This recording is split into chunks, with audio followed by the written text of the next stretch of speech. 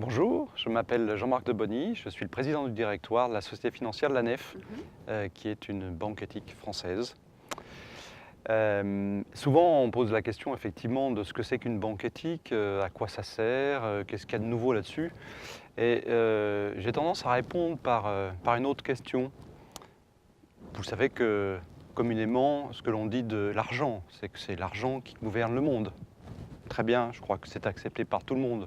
Enfin, accepté ou pas, en tout cas, c'est entendu par tout le monde. Mais moi, ça m'amène une question. Qui gouverne l'argent?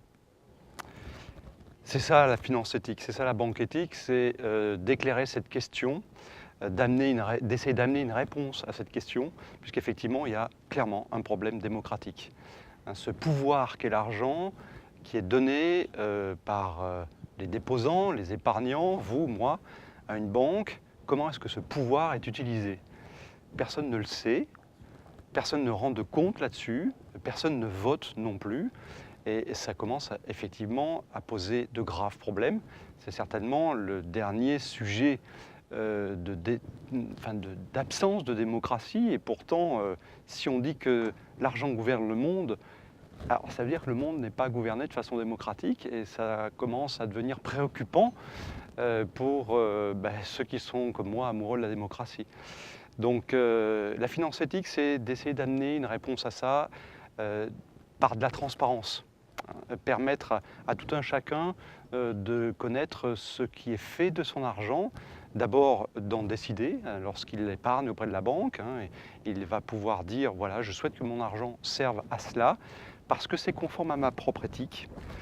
Et ensuite, la banque va s'ouvrir et être transparente.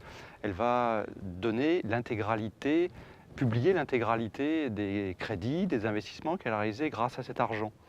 Et c'est ça la première définition d'une banque éthique. C'est cette transparence qu'elle a et qui permet justement d'élever cette conscience des citoyens quant aux conséquences de l'argent et quant à l'usage de l'argent et quelque part d'en décider.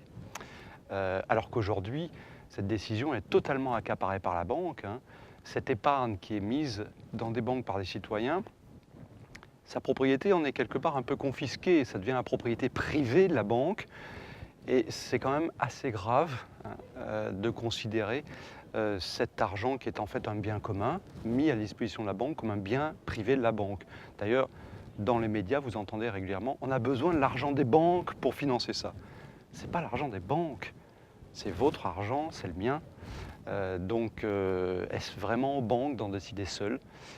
C'est ce que, encore une fois, c'est ce que proposent les banques éthiques, de ne pas en décider seules. Alors, vous aurez compris lorsque je vous dis ça que pour être un banquier éthique, il faut d'abord aimer les gens avant d'aimer l'argent. C'est clair.